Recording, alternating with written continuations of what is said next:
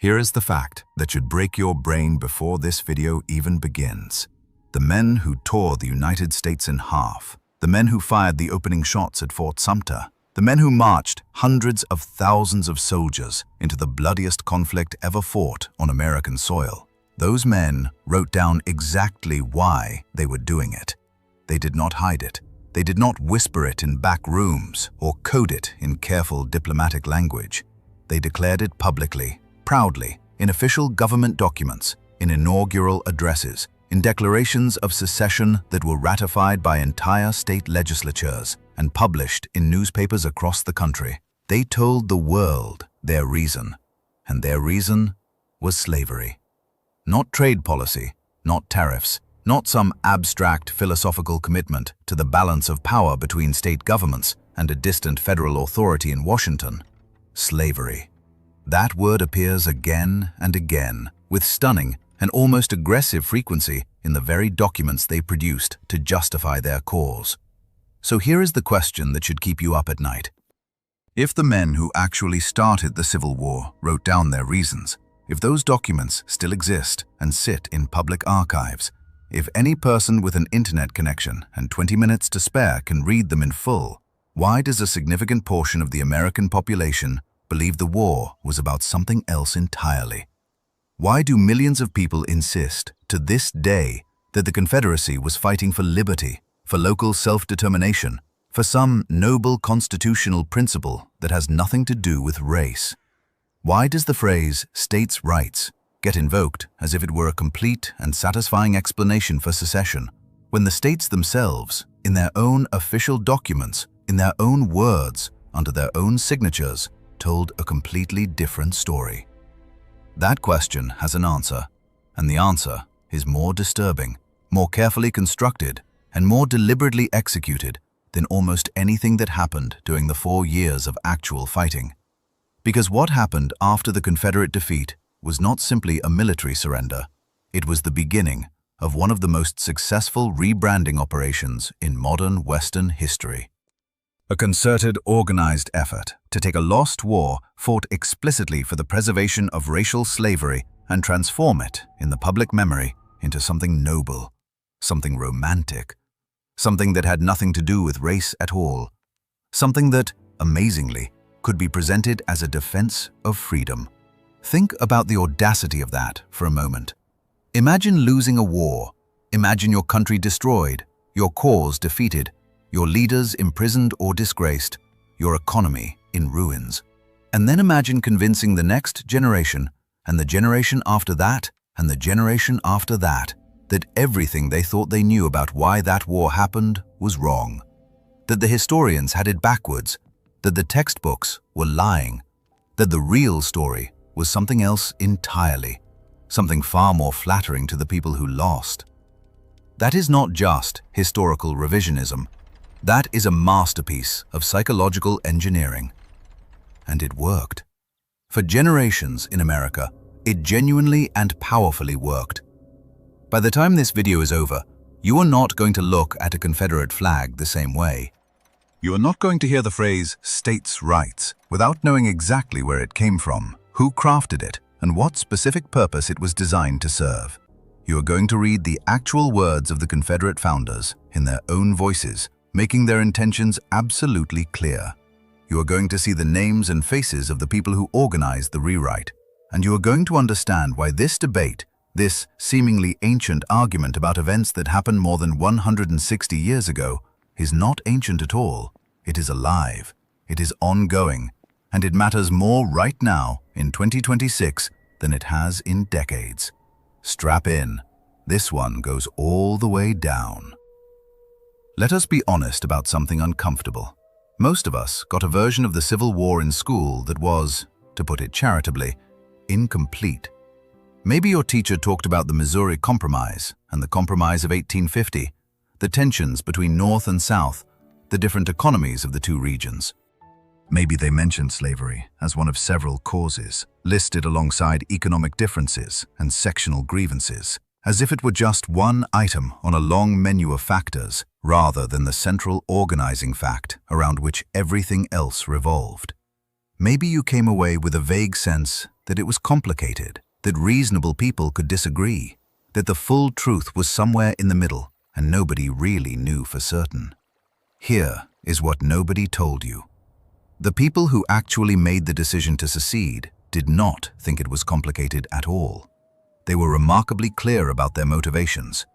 Jefferson Davis, Alexander Stephens, the governors of the seceding states, the delegates to the secession conventions in Montgomery and Richmond, these were not confused men, groping for words to express some nuanced political philosophy they could barely articulate. They were not reluctant participants being dragged into conflict by forces beyond their control. They knew exactly what they wanted. They said exactly what they meant. And what they meant, over and over again, in document after document, in speech after speech, was that they were leaving the Union because they believed the incoming Lincoln administration threatened the institution of slavery, and that the survival of their civilization depended on its preservation. Now, before we get into those documents, which we absolutely will in considerable detail, with direct quotations that are going to make your jaw drop, let us take a step back and appreciate the landscape of the argument as it stands today. The debate over Civil War causation is not just an academic exercise happening in university history departments. It shows up in school board meetings in Texas and Virginia and Georgia. It shows up in arguments over Confederate monuments in public squares. It shows up in political speeches invoking states' rights to oppose federal legislation. It has real-world consequences that touch real people's lives right now. And to understand those consequences, you need to understand how the mythology was built in the first place. Which means we need to go back, not to 1861, but to the years immediately after the war ended, when the first architects of the rewrite began their work. Because here is something that most people genuinely do not know.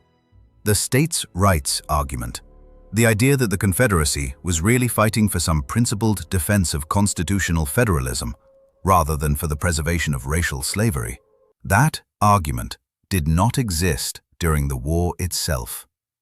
The Confederate leaders did not make that argument when the fighting was happening. They made the slavery argument. They were proud of it. They thought they were right. They thought history would vindicate them. It was only after they lost, only after the cause was defeated and the institution abolished, that the story began to change. And that timing, that specific gap between what Confederate leaders said during the war and what their defenders claimed afterward, is the key that unlocks this entire mystery. On the 2nd day of February, in the year 1861, the state of Texas issued its Declaration of the Causes which Impel the State of Texas to Secede from the Federal Union. Read that title again carefully. Declaration of Causes, not just a declaration of secession, a document specifically intended to explain the reasons, to lay out for the world the justifications for this extraordinary act. The authors knew they were making a controversial decision. They knew future generations would ask why. So they sat down and they wrote out their justifications in plain English for all the world to read. And what they wrote was not about tariffs. It was not about the balance of power between state and federal governments in the abstract. It was about slavery, from the first paragraph to the last. They wrote that the North had taken steps hostile to the South and destructive of its peace and safety.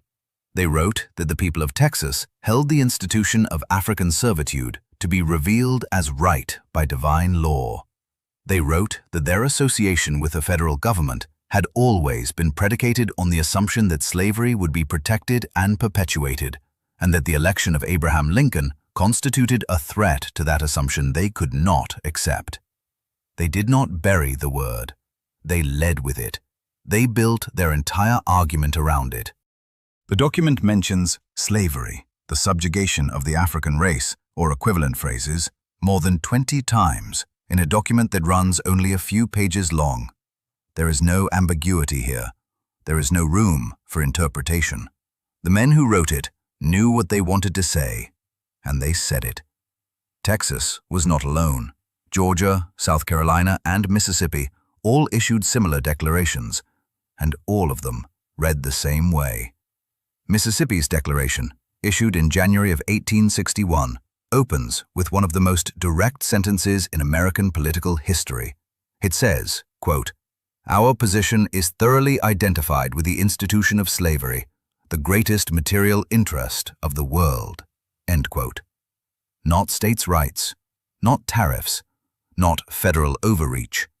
Slavery, their own word, their own sentence, in their own document, in the first breath of the first paragraph. Mississippi did not bury the lead. It led with the thing that mattered most and explained everything else that followed. South Carolina went further. South Carolina had actually seceded first on the 20th of December 1860, before any other state, and it issued its own declaration of causes shortly afterward. The document is lengthy and detailed, and it returns to slavery repeatedly and explicitly. It specifically complains that northern states had refused to enforce the Fugitive Slave Act, which was the federal law requiring northern citizens to actively participate in returning escaped enslaved people to their southern owners. Here is the striking part.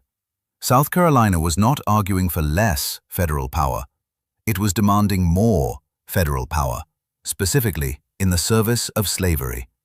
It wanted the federal government to force free northern citizens to participate in the slave-catching apparatus, whether they liked it or not. Hold on to that point, because it is devastating.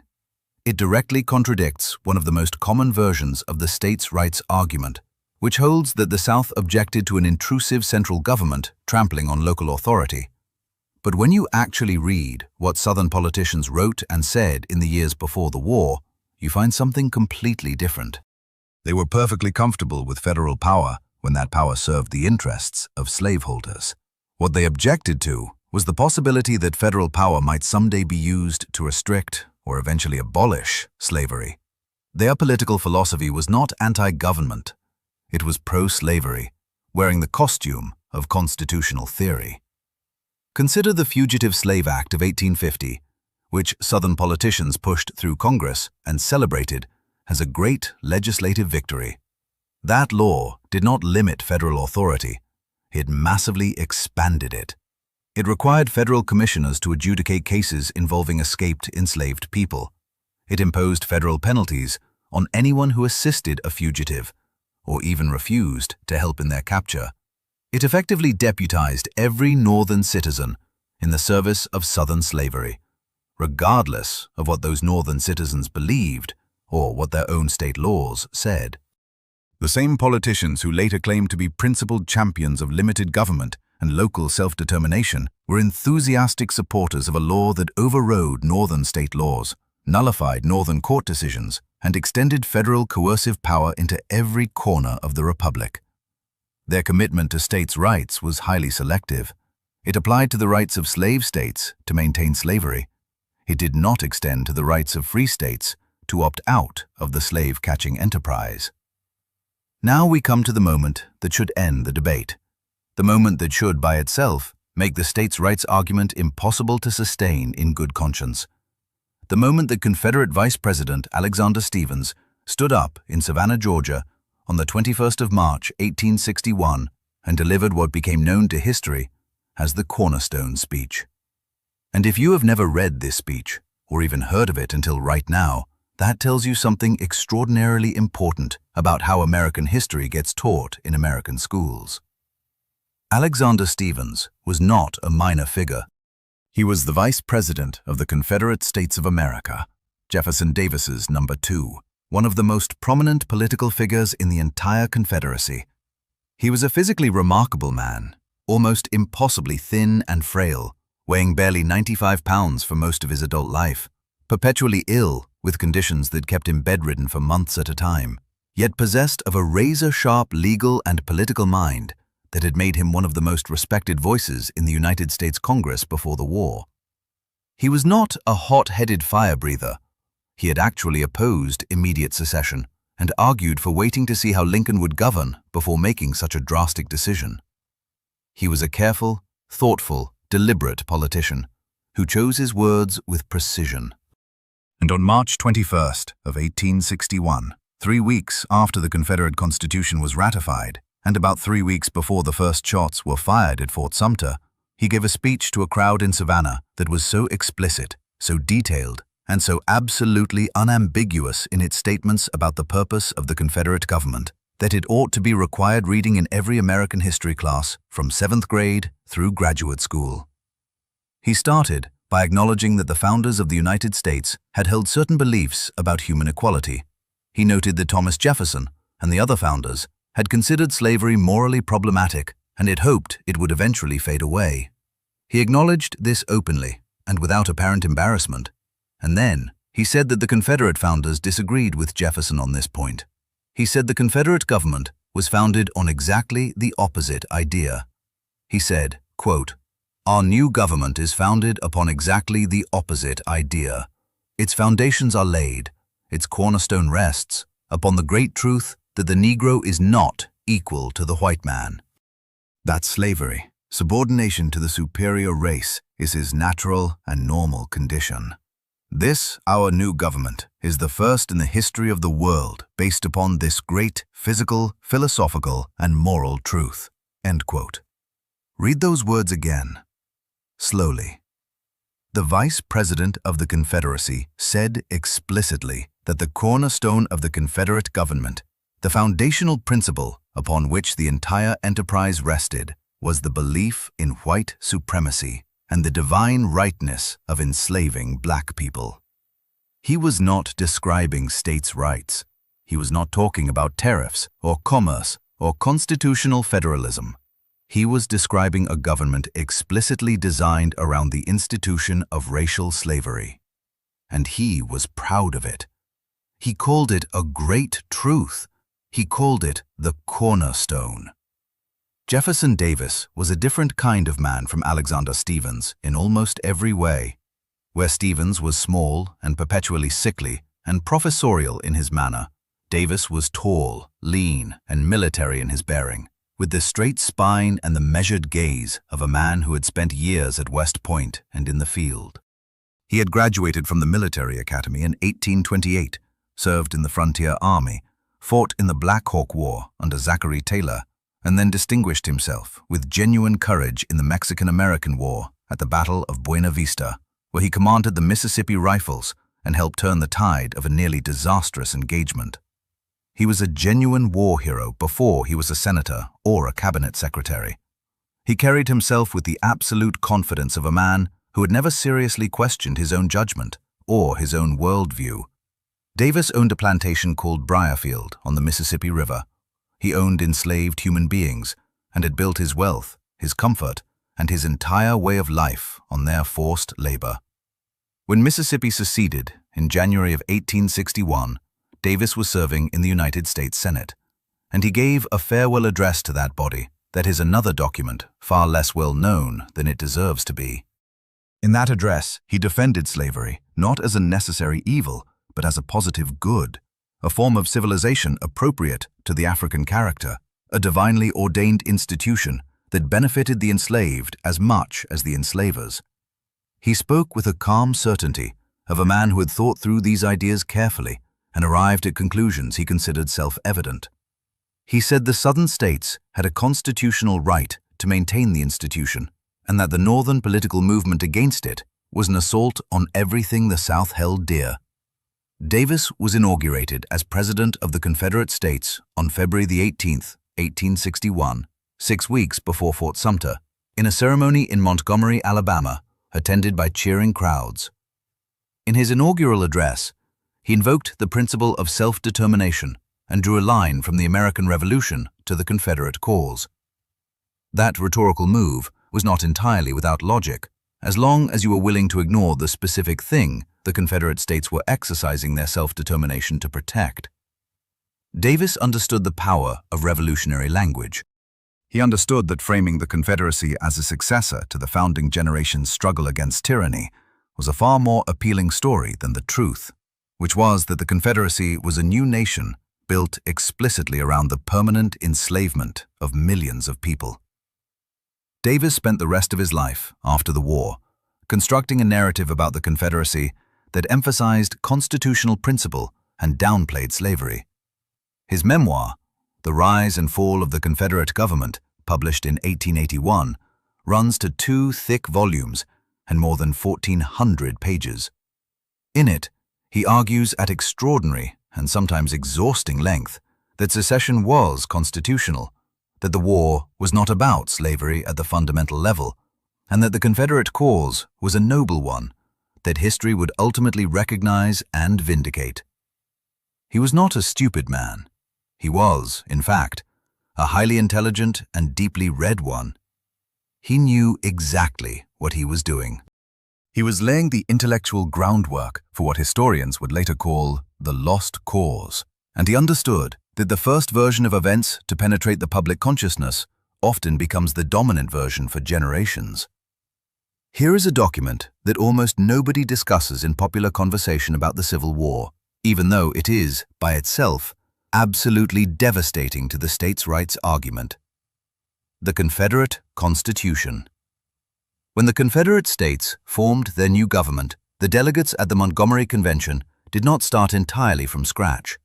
They used the United States Constitution as their template, copying much of it verbatim and making changes where they judged changes to be necessary.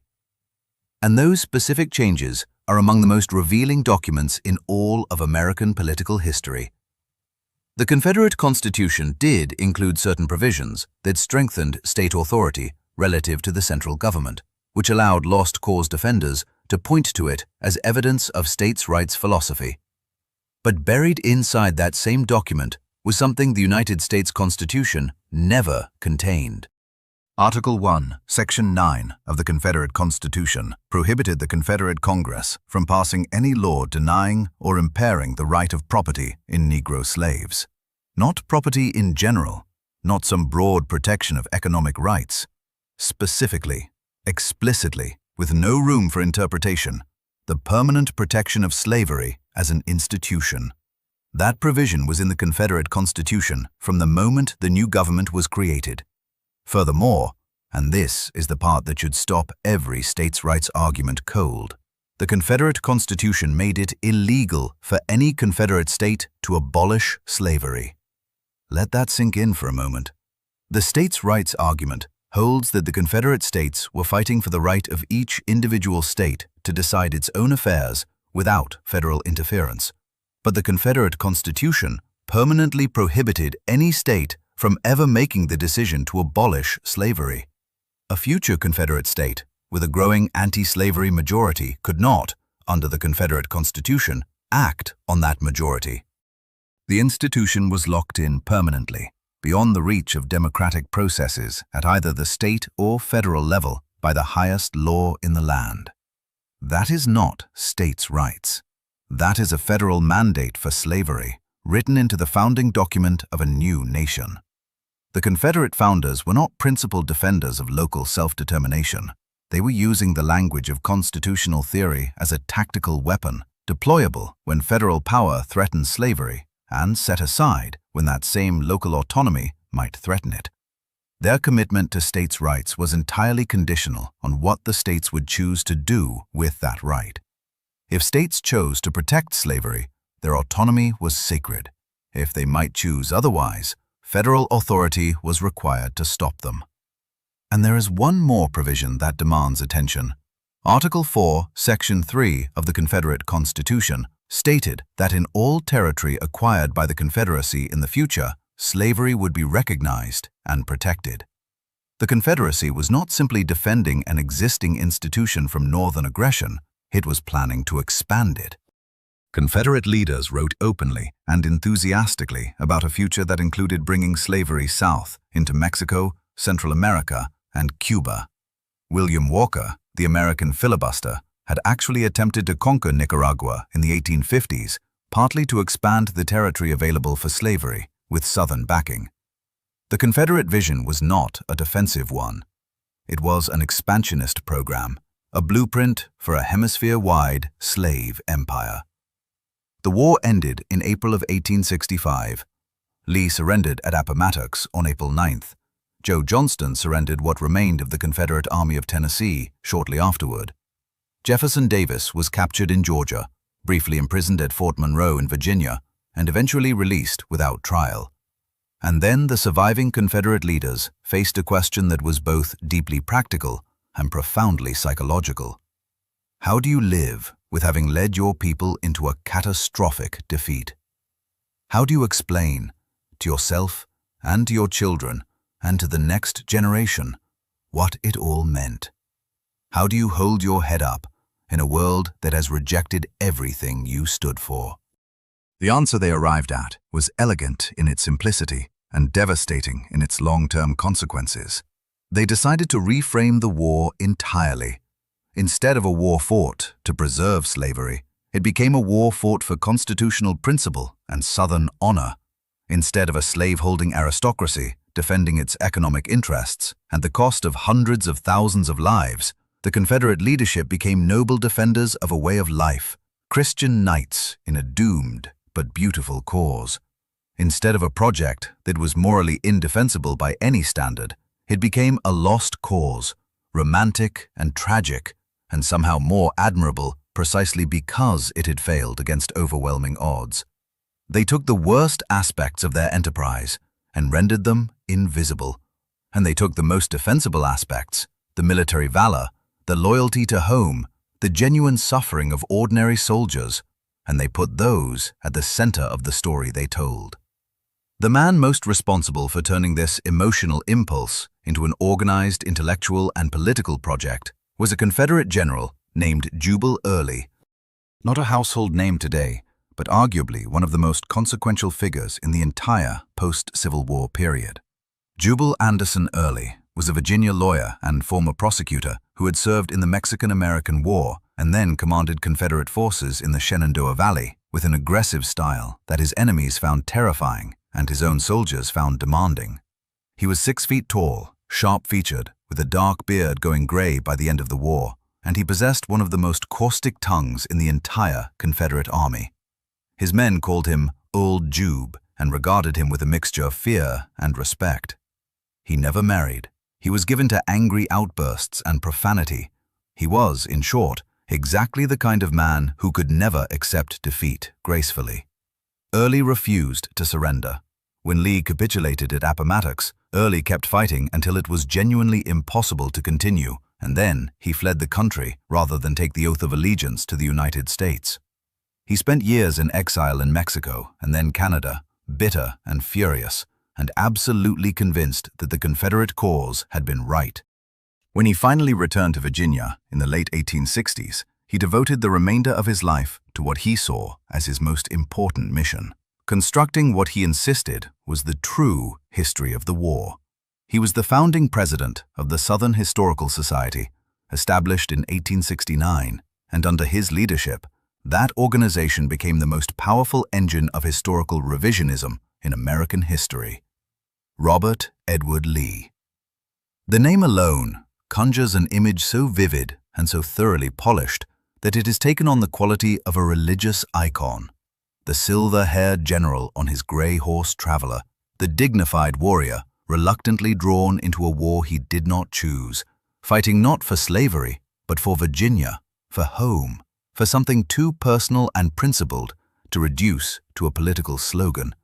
The greatest soldier America ever produced. The Christian gentleman who refused to seek revenge after the war, who counseled reconciliation between North and South, who accepted defeat with a grace and dignity that somehow redeemed everything that came before it. The marble man. That image is everywhere in American culture, and that image is, in very substantial ways, a construction. None of it is entirely fabricated.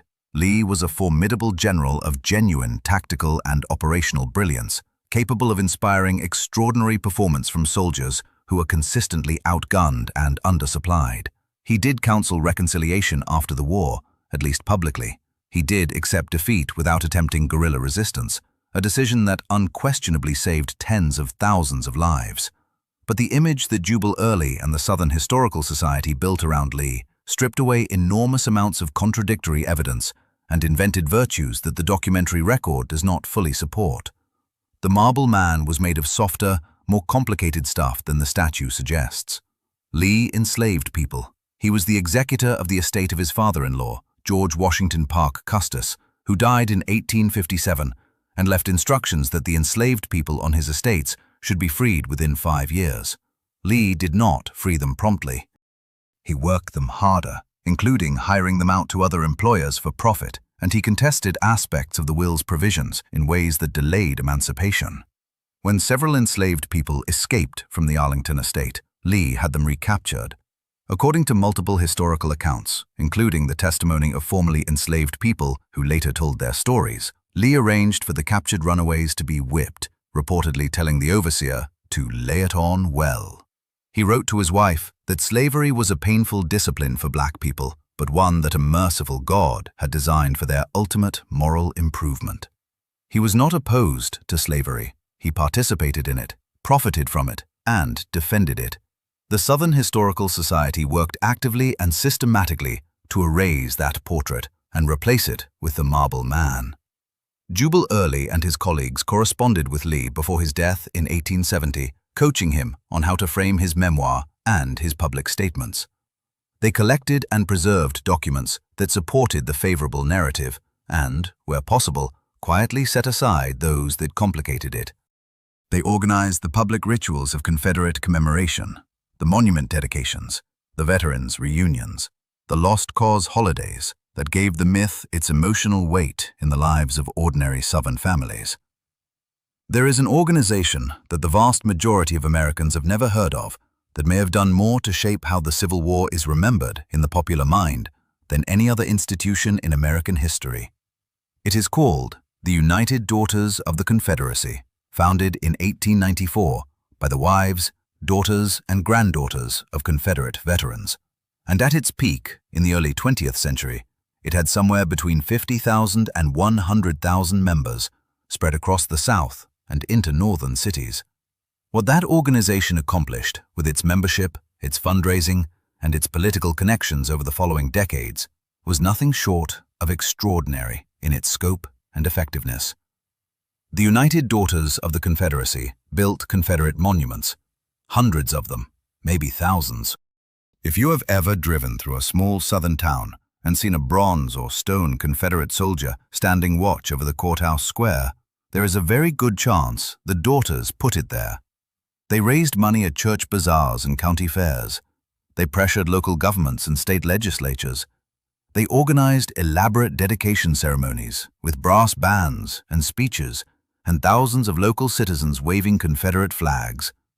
They created a physical landscape of Confederate commemoration that stretched across the entire South and deep into the border states and beyond.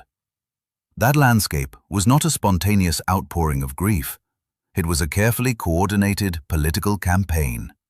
But monuments, for all their power to shape the emotional atmosphere of public space, were not the daughters' most powerful tool. Their most powerful tool was textbooks. The organization ran a committee whose specific function was to review school textbooks and ensure that they presented the Civil War in language and with emphasis that the organization approved. They maintained lists of approved and disapproved texts. They pressured school boards and publishers with remarkable effectiveness. They got state legislatures to adopt textbook policies that mandated favorable treatment of the Confederate cause. One widely used Southern textbook from the early 20th century described Confederate soldiers as Christian knights going forth in defense of their homeland. Another taught that the war between the states, the preferred Confederate framing rather than the Civil War, was caused primarily by economic differences and northern aggression, with slavery mentioned only as a peripheral factor.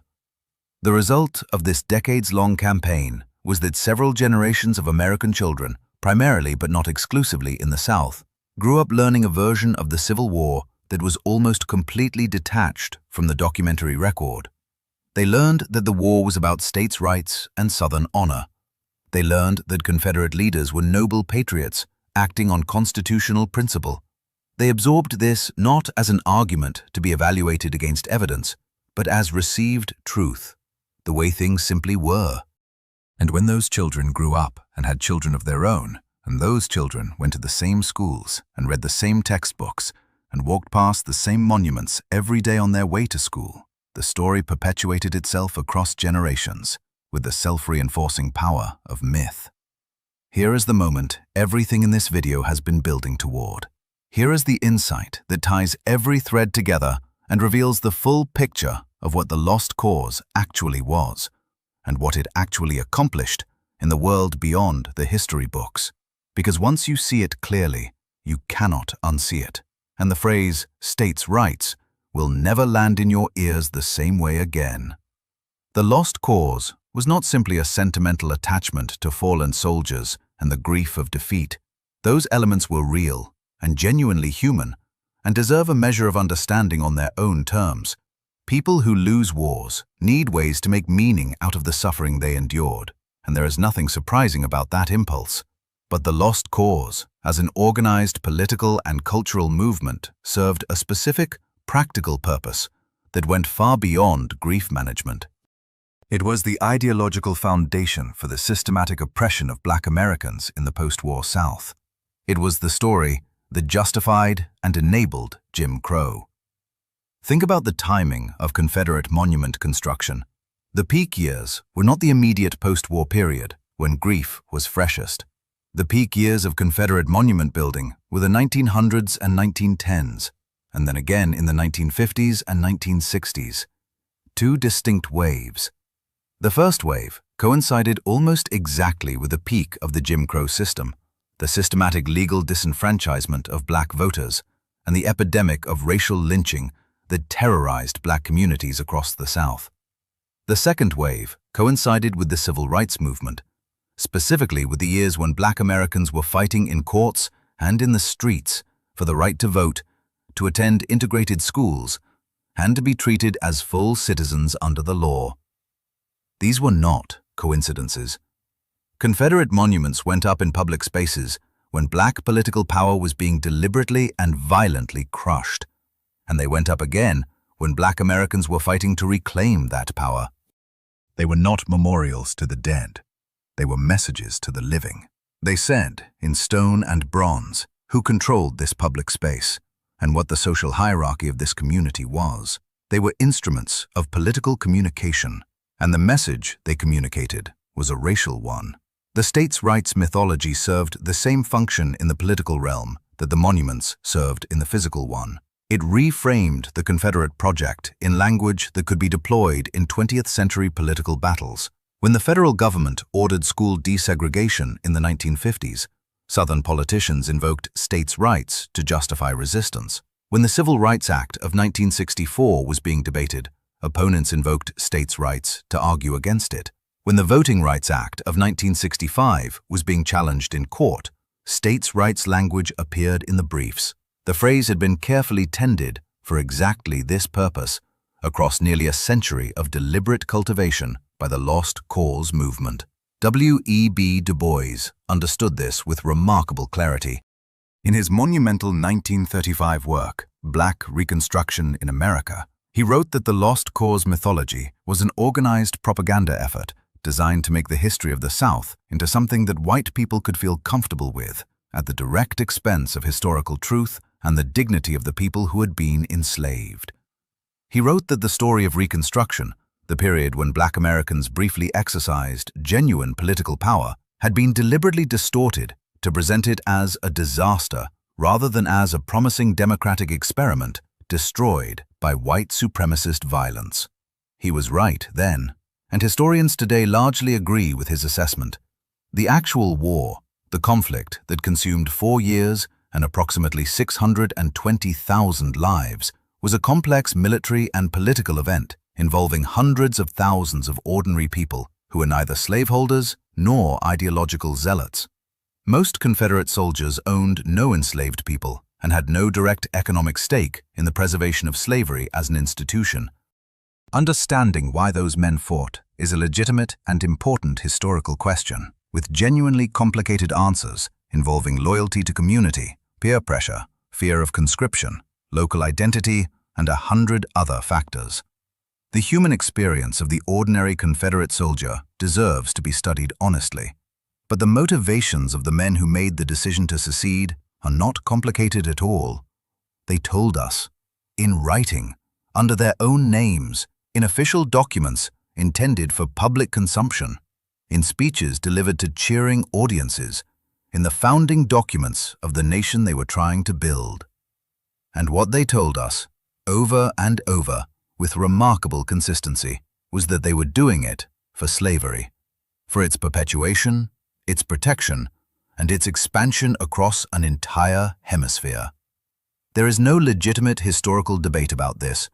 There is only the debate between people who have read the documents and people who have not, or who have read them and for various reasons chosen to look the other way. So here we are, 160 years and more after the last Confederate rifle was laid down, and the debate is still somehow alive in the American public conversation. Not in the history departments, where the consensus is clear and has been clear for decades. Not among the scholars who spend their professional lives with these documents, but in the school board meetings, in the political speeches, in the comment sections of videos like this one. The myth persists. The phrase states' rights continues to circulate. The monuments continue to stand in courthouse squares. The argument continues. But here is the thing that matters. You now have what you need to evaluate it yourself. You do not have to take my word for it. You do not have to trust a textbook or a politician or a cable news commentator. The documents exist. The secession declarations are publicly available and can be found online in minutes. The Confederate Constitution is publicly available. The Cornerstone Speech is publicly available. Jefferson Davis's speeches and letters are publicly available. Alexander Stephens's words are on the record. You can read every single one of these documents yourself, in full, and you can see in the handwriting and the printed text of the people who actually made these decisions exactly what they said their reasons were. And when you do, when you sit with those words, you will understand something important about the present as well as the past. You will understand that the question of why the Civil War happened is not really a historical question. It is a question about who we choose to believe and why. It is a question about whether we are willing to look at evidence honestly when that evidence is uncomfortable. It is a question about what stories we choose to tell about the country we live in and what those stories leave out. The lost cause was built on the grief of defeat and the human need to find dignity in catastrophic loss.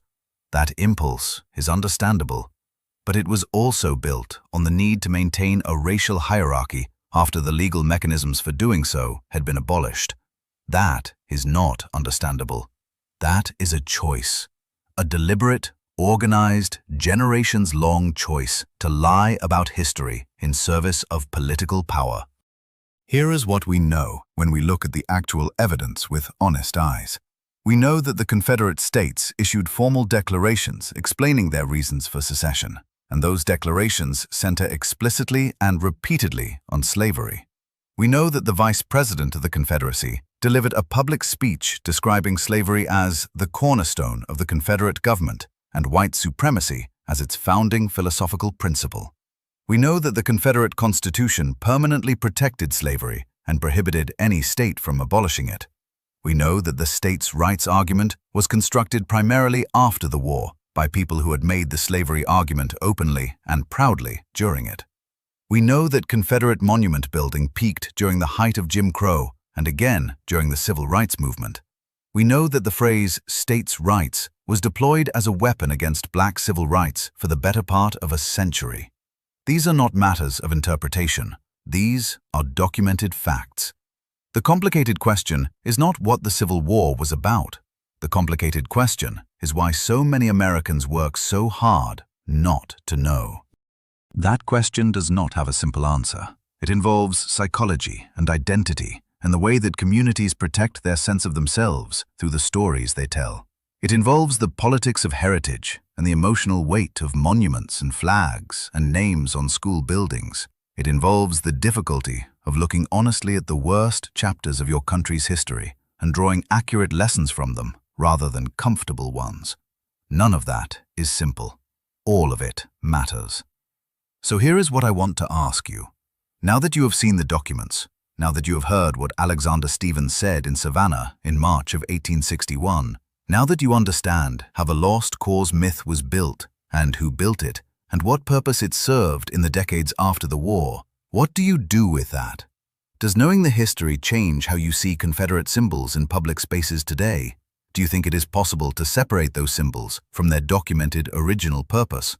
Do you think the lost cause mythology is truly finished as a political force, or do you think it is still alive and working in ways that are just harder to see? Tell me where you land on this in the comments below, because this is exactly the kind of conversation that matters beyond the screen. If this video made you think, if it sharpened your understanding of something you thought you already knew, do us a favor and subscribe to Cradle of Democracy. We make these videos because we believe that honest history is not just interesting, it is necessary. Every week, we go deep on the moments, the decisions, and the people who made America what it is, and we do not flinch from the parts that are difficult or uncomfortable. You will not get the sanitized textbook version here. You will get the actual story, with the actual evidence, and I promise you, the actual story is always more interesting and more important than the myth. And while you are here, check out our video on Reconstruction, the 12 years after the Civil War, when the United States attempted, with genuine ambition and partial success, to build a biracial democracy in the South, and then watched that attempt get destroyed, piece by organized white supremacist violence and political betrayal. Because understanding what the Civil War was about is only the beginning. What happened next is where the story of race and power and American democracy really gets complicated. That video is waiting for you right now. See you there.